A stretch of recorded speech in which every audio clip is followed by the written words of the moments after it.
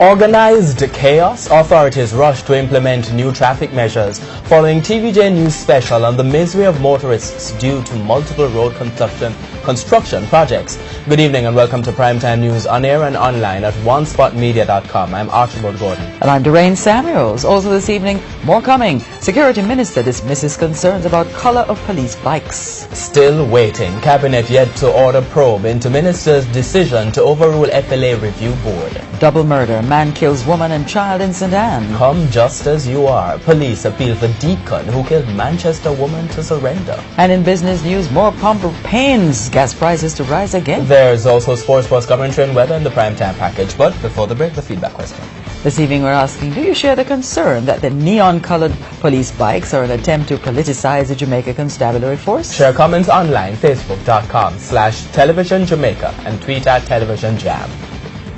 Please stay with us. Primetime News returns after this break. Welcome back to Primetime News. Special welcome to folks on onespotmedia.com. Up first this evening, the government has responded to the comments made by the opposition about the colours chosen for new police bikes being delivered to the police. But in that response, the government has also indicated that the colour will be used on other vehicles used by the police. TVJ's Anthony Log has that Primetime News story.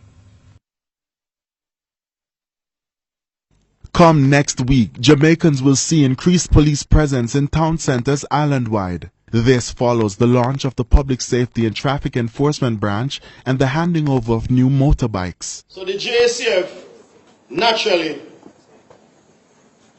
is responding and continues to respond to the varying needs of our citizens as overall we seek to improve and make better our business district, our corridors, thereby enhancing the overall safety of our people. Also in attendance, the Police Commissioner Major General Anthony Anderson, Minister of National Security Dr. Horace Chang, and Opposition Spokesman on National Security Fitz Jackson.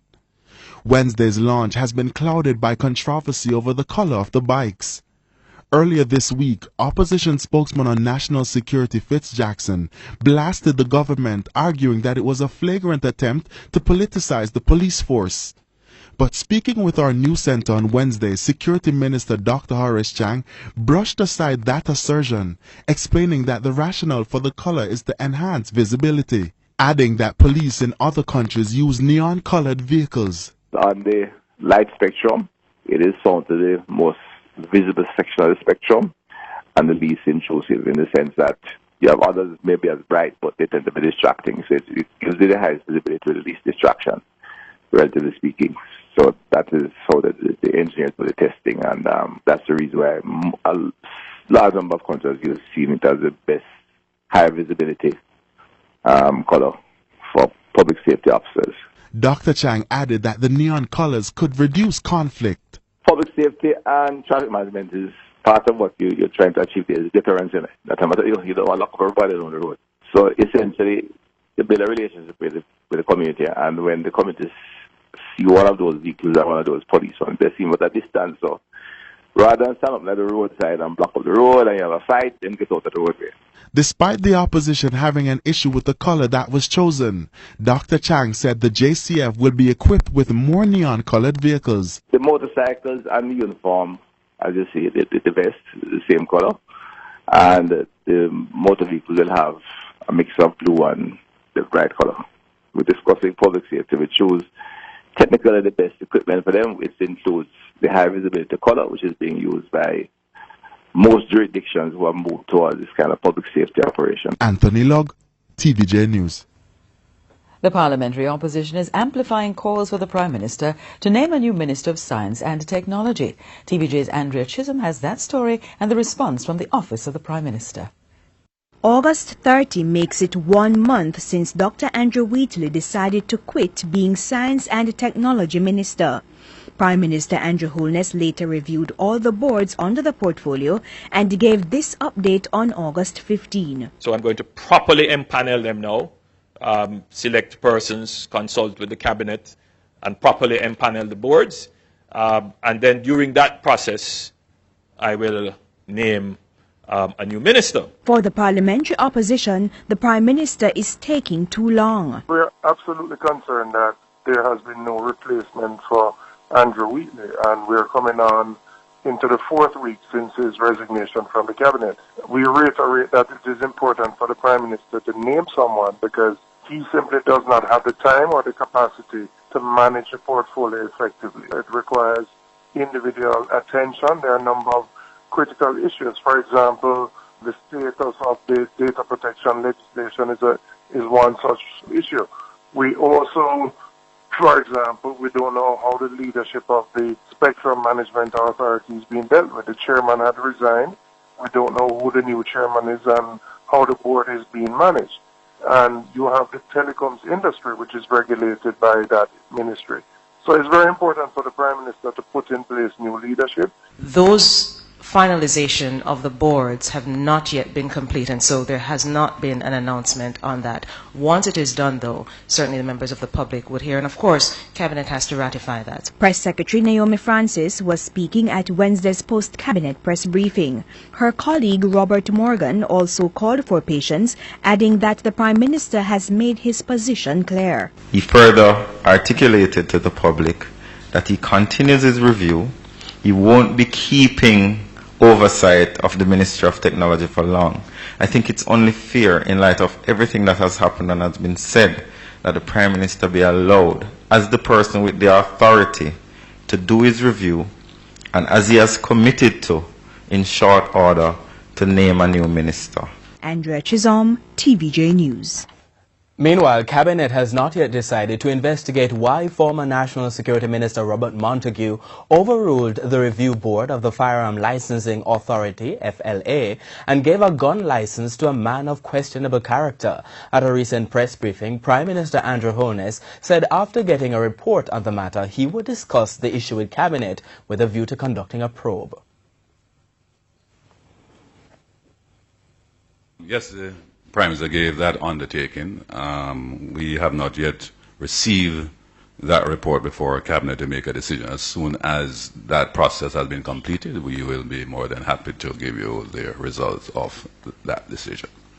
Information Minister Senator Will Reid gave that update at this morning's post-cabinet press briefing. TVJ News recently broke news that a gun license was issued to a man we called Person A, even though the police said he was a member of a criminal gang and involved in lottery scamming. Mr. Montague used his powers under the Firearms Act to grant that license. From March 2016 to April 2018, Mr. Montague overruled the FLA review board during 29 appeal cases, and that triggered calls for an audit. At least 3 people have quit as investigations continue into irregularities at the National Solid Waste Management Authority, NSWMA. An audit of fuel expenditure at the agency sparked concerns about how monies were being spent on gas. But the NSWMA says there's been a major turnaround. TVJ's Janella Precious explains. It was an issue which was first highlighted during a meeting of Parliament's Public Administration and Appropriations Committee PAAC meeting last year. The National Solid Waste Management Authority losing millions due to an exorbitant fuel bill. In 1 year, the bill totaled over $40 million. An audit was conducted. It was led by NSWMA board member and chairman of the Audit Committee, Norman Brown. He revealed that there was gross misuse of gas cards. The audit brought to light several areas where cards that were assigned to vehicles and these cards were used to refuel the units of the company. There were vehicles that were in the shop under repair, or vehicles that were partially scrapped and not in service that were being fueled every day, based on the records of the cards. Measures were put in place, and after a year, this has resulted in considerable savings for the entity. Year on year, we have saved 214,600 liters of fuel. That means we have used that less amount of fuel, even though we have added vehicles to the fleet.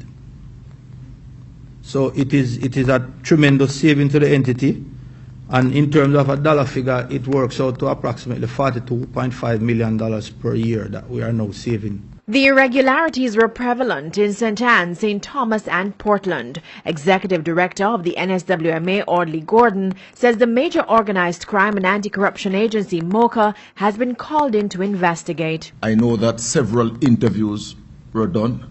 I know they went into the field and did quite a bit of investigation. They are giving us periodic updates as to where they are with the investigation.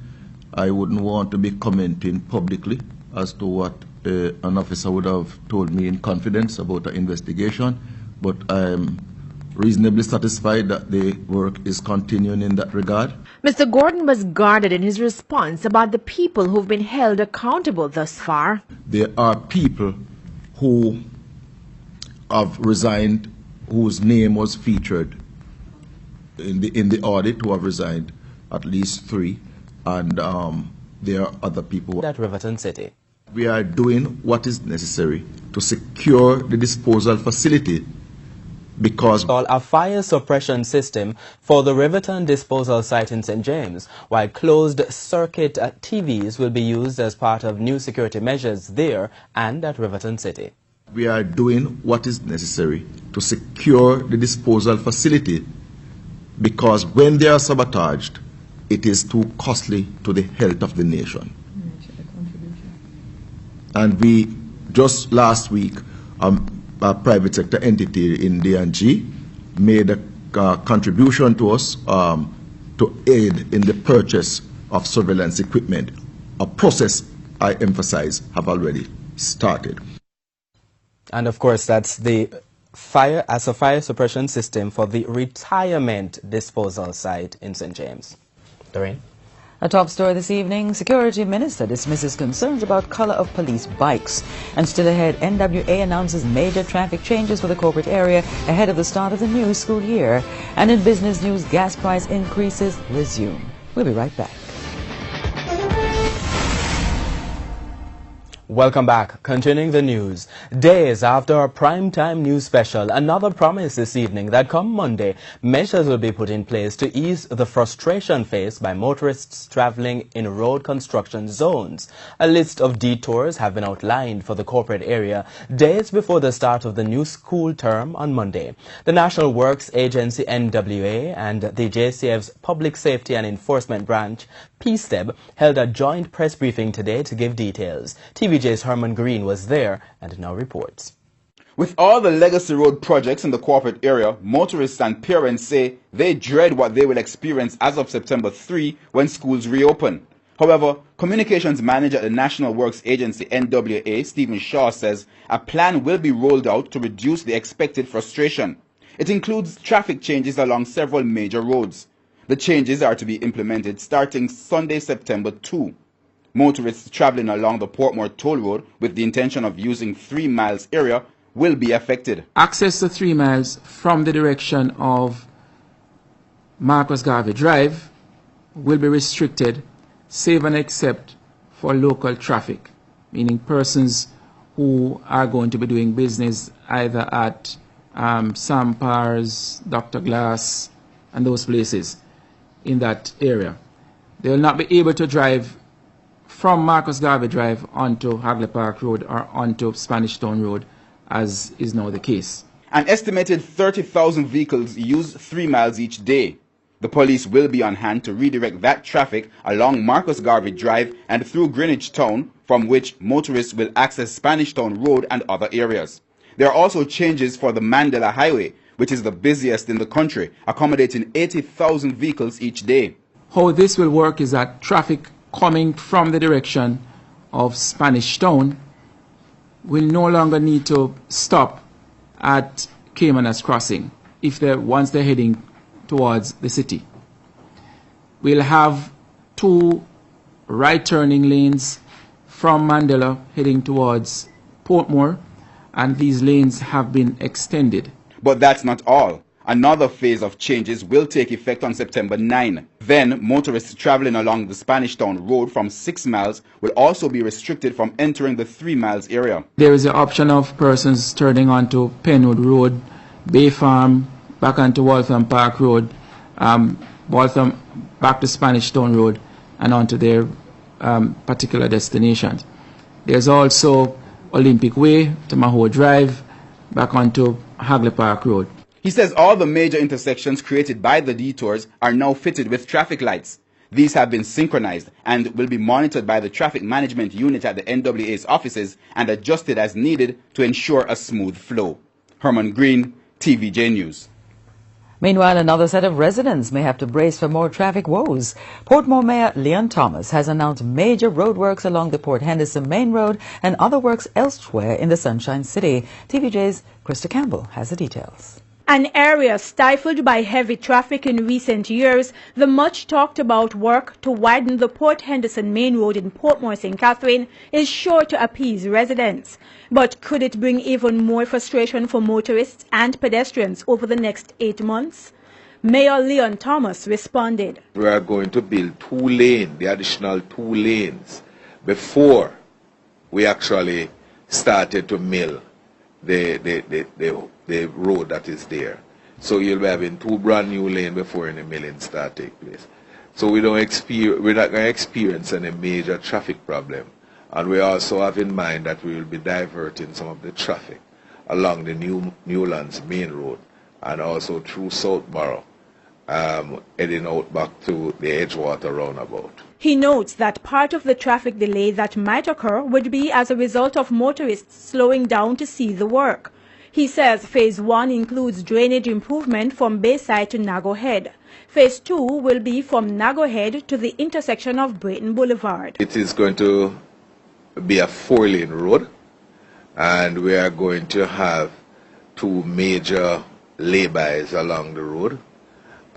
You know that road is very narrow, and a lot of pedestrians use that road. Another relief for Portmore residents is that work has finally started on the major breakaway which led to the year-long closure at the intersection of Dyke Road and Passage Fort Drive. Work started on Monday and is expected to last for the next 6 months. We're expecting to start so that come opening of school we wouldn't have that problem. But we have, after a late start, so I'm appealing to the motorists to avoid that era because construction is now taking place. We also signed a contract in regard to Robinson Close in Portmore. That work should begin within a month's time. Krista Campbell, TVJ News. We're shifting our focus now to one of the completed legacy road projects, Barbican Main Road in St. Andrew. Prime Minister Andrew Holness has instructed the police to maintain a presence in the area. Here's TVJ's Janella Pursues with why. The Barbican Road in St. Andrew went from a state of chaos to calm after nearly 1 year of construction. In 2016, it was estimated that the road recorded a daily traffic volume of 26,000 vehicles. This contributed to the bottleneck experienced mainly during peak hours. Now it's almost smooth sailing. Almost because issues like illegal parking and stopping are affecting traffic flow. That and this. Residents opting to jump over the medians to cross the road instead of using designated pedestrian crossings. Difficulty across the road, I think them need a red filter light. We can show that the people, when they get the walk sign to go across the road, vehicle from Barbican Road still going down to East Kings House Road. So I guess that need to adjust.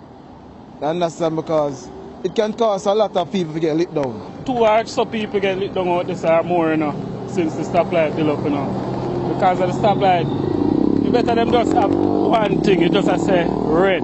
You can't have part to say red and part to say green. It don't make no sense. See it there now. You see when you go across, watch it, the vehicle come round for you, you see them way. See it there? Vehicle come round, see them way when you go across. Walking time on this side now, it need to adjust as well. Because this 10-second thing, that is so short. And the pedestrian is very long. We spoke to a few taxi operators who did not wish to speak on camera. They complain that while the population in Barbican has ballooned over the years, little to no arrangements have been made to accommodate the growing transport industry. So the newly constructed sidewalks act as temporary pickup and drop-off areas. This has not gone unnoticed by Prime Minister Andrew Holness. It's one issue of you have to design the road with the indisciplined behavior in mind. That sometimes comes at a cost of the aesthetics. He's promising greater enforcement. I have spoken to the JCF and I have said to them, we cannot put $4 million worth of infrastructure to improve traffic flow, but because of bad behavior, the ease that we should have gotten from that investment, we are not getting it. But with the police already stretched, it's left to be seen whether this will materialize. Janella Precious, TVJ News.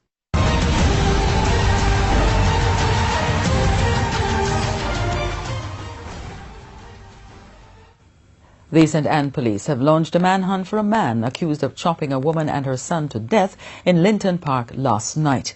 The incident has also left the woman's 12-year-old son battling for life. TVJ's Shamela Pullin reports. Minutes after 9 Tuesday night, a cloud of darkness covered the community of Linton Park in St. Anne. Millicent Redmond told TVJ News that she was with her daughter just minutes before the gruesome murder of a woman and her child. And me and she come in one time. I see him like how me catch up a yard. Me hear the squealing around here. And me could have said, Annie, Annie, something happen around a gate. And me hear one running come back round so. And me hear the little boy they say, Ivan, Ivan, come here. Ivan, come here. Come here, me say, Annie, come. We have to done off of the hill. We have to come off of the hill. And me come down there and see him down at the one lady yard, that lady yard.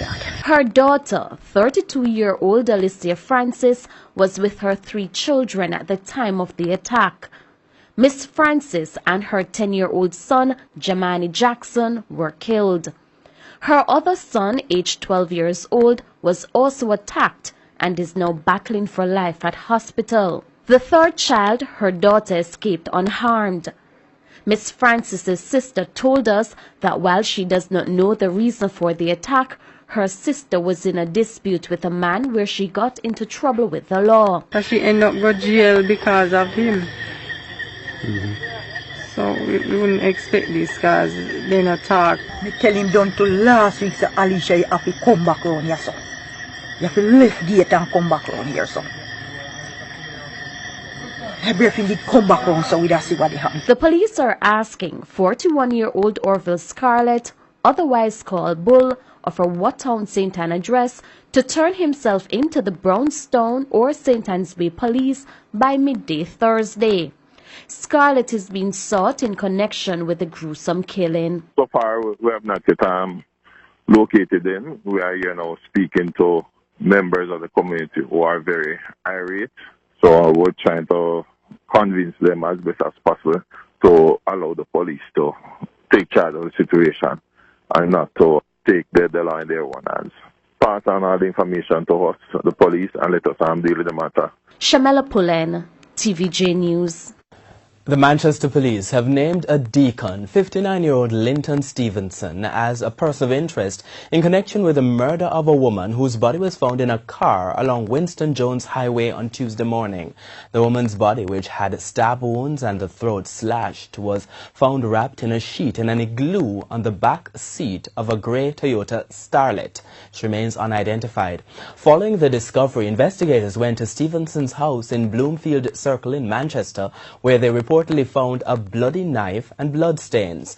The head of the Manchester Police, Superintendent Wayne Cameron, says the cops have been searching for Stevenson since an incident on August 16.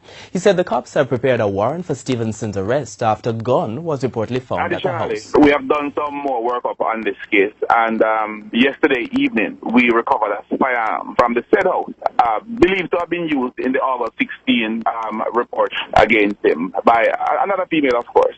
That firearm is with us now, and some accompanying accessories that he had with him at the time when he pulled the firearm at the female on August 16. Superintendent Cameron said police records show that Stevenson is a convict who is out on parole after serving time for killing a woman several years ago. Stevenson, who is a deacon at a church in Manchester, is being urged to turn himself in to the police.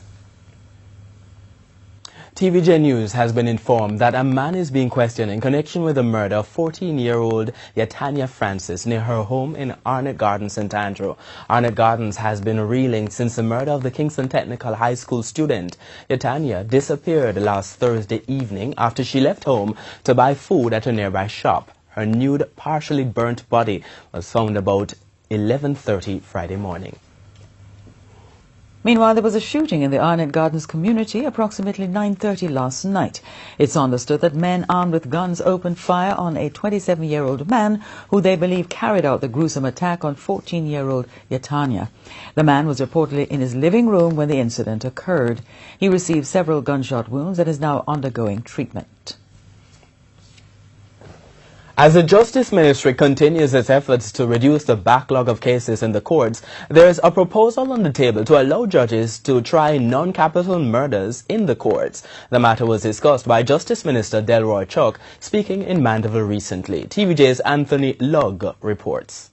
Clear the backlog of court cases, a phrase often used by Justice Minister Delroy Chuck since he took office in 2016. The minister have been making strides, but the backlog remains. It is just not right for cases to be lagging in the courts for years. And my mission really is to try to reduce the backlog significantly and to ensure that when people come to the court, that the case can be disposed of within months rather than years. It's not clear when that will happen, but Mr. Chuck told JPs in Mandeville, Manchester recently that they'll be called on to assist. The ministry wants some disputes resolved in communities, resulting in fewer cases going through the courts. So I certainly will be going on a major campaign to urge litigants in the civil matters to settle their dispute, because they can go to mediators, and many of you are mediators and will get further training as mediators, so that when litigants come to you, encourage them to settle their matters. Is your child mentally prepared for back to school? Consultant psychiatrist Dr. Jeffrey Walcott is encouraging parents and guardians to help their child or children during this mental preparation, as it is critical if they are to do well in the new academic year. TVJ's Shamela Pullen tells us more in this evening's Health Report. Health Report is brought to you by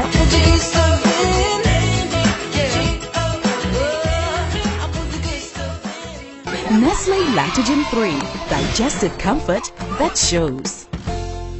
The 2018 summer break is almost over, and so come next week, most if not all students will be heading back to school. But this period can be a very difficult time for students, especially if they are going to a new school.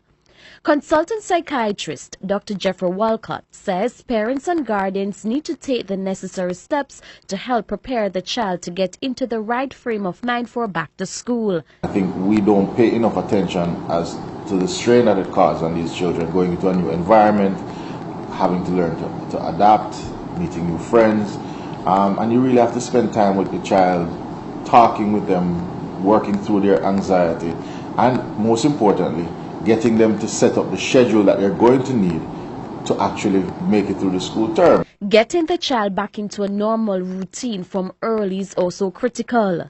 One way to do this is to send the child to bed early, at least a week prior to the reopening of school. As a parent, and first of all, the kids get to sneak past their bedtime later and later as the summer progresses, and then they wake up later and later in the morning. So by the time the summer vacation is winding down, their sleep patterns are usually horrific.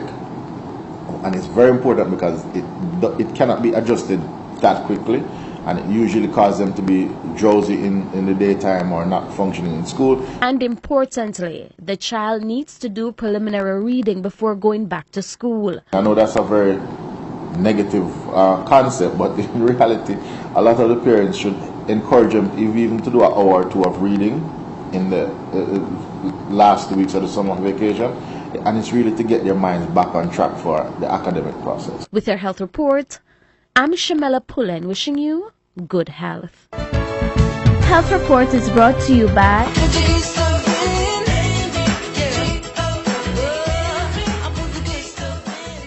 Nestle Lactogen 3. Digestive comfort that shows. We now join Dion Jackson Miller for a preview of our current affairs program, All Angles, that comes up at 8:30 this evening. Dion? Thank you so much, Doreen. Well, we have another very special report for you today. Vashon Brown has a feature called Hardship to Hope. He's looking at HIV in Jamaica today. So that's coming up right after primetime news at 8:30. Right now, it's back to you. Thank you, Dion. And time now for the responses from our friends on Facebook and Twitter. And Archie is at the smartboard. Thanks, Lorraine. Here's a question this evening. We are asking, do you share the concern at the neon-colored police bikes an attempt to politicize the Jamaica Constabulary Force? Here's the first comment. This is inconsistent with the established colors of the JCF, and so we ought to be concerned about the blatant attempt to politically brand the JCF, says that person. This person says, yes, I'm concerned about the choice of color. The color of the bag should be orange. Then Jamaica's crime problem would instantly vanish. Here's a third comment. So neon green is a political color? Why is this even being discussed when crime and violence is ravaging our country? It's full time we get our priorities straight. My gosh. This person says, like the JDF that have their vehicles in the color green, useless people say useless things. Think the killing of our children is more important than the color of a bag. And our final comment at this section is, this is so irrelevant at this time. Why should the color of the bags be of such grave importance? Depending them are dead off, and people are worried about bag color. Is that the Jamaican politicians step up them game or step right down? Keep your comments coming on Facebook and Twitter. Facebook.com/TelevisionJamaica and your tweets to @TelevisionJam. Business news and news from overseas after the break.